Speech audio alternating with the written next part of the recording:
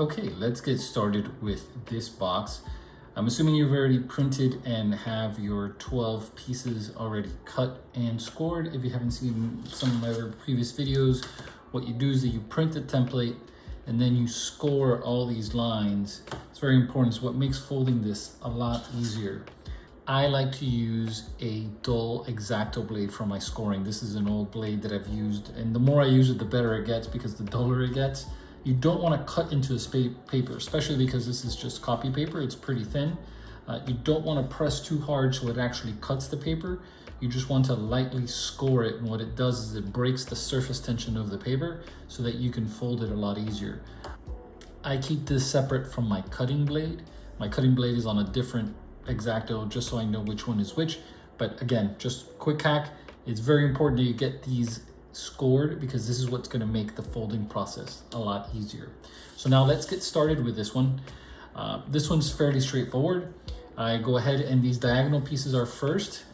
Make sure it's pointing this way with these triangles facing like this so you can orient yourself a little bit better.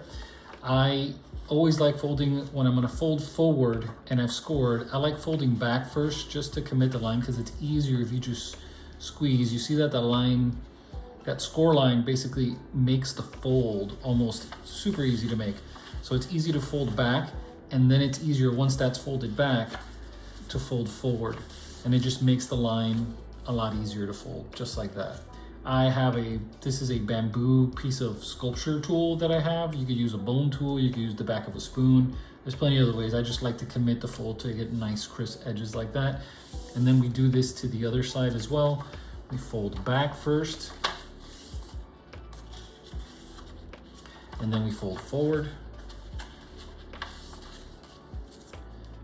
Commit the line. The other thing I like to do is I like to open up, and you notice that these two large triangles are mirrored so that they form an equilateral triangle.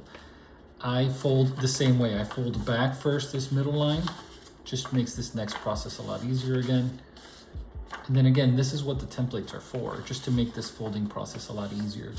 You don't have to go to the traditional method of making all these semi-folds and folds just to get that angle. This template is just designed to get you there a lot faster. So I go ahead, I commit this line, I commit this one, and then you're gonna see if you flip the paper over, this is already folded. So you're just gonna follow that. Basically, you're gonna put point to point here, and then just press down gently, and that fold was already half done. And again, I will go ahead and commit that with my bone tool. And then it's just folding these back. These are, since they're scored, this way of folding is a lot easier. It just folds back nicely. You get one like this, and you get the other one that folds the other way. You get that, and it commits there. And then two more folds, and we're done. We have this line that's here is gonna fold this way. So this one doesn't have to be exact, just make sure it reaches the corner because it makes it for a nice crisp fold all the way to that corner that's there. So once that's done, you flip the paper over, go ahead and do your other side. Just make sure you gently fold before you commit, make sure everything looks good. And you're done with the folding. One last thing to make this easier for assembly is I like to tuck this flap. So now if you're holding it this way, I'm gonna tuck this flap behind this flap. And so what you do is you just gently push it behind there, and you just fold it and tuck it way back in there. And then what that does is that it keeps your triangle edge nice and secure, and it creates two pockets. And once you have this folded, the rest is really easy. You fold all your other pieces, the 12 in total, and then you start assembling the cube. And basically what you do is you start with your top layer, and each of these flaps will go into the triangle. So almost look at it, the triangles are always gonna point towards the center of the cube. So you have one like this. I chose to do it in 4 colors. Here I have another one that goes like this. And then I choose my 4th color. And then this one's gonna go double. It's gonna go in here, and it's also gonna go into this flap. And that's it, it's fairly easy. That's one side, and you continue building.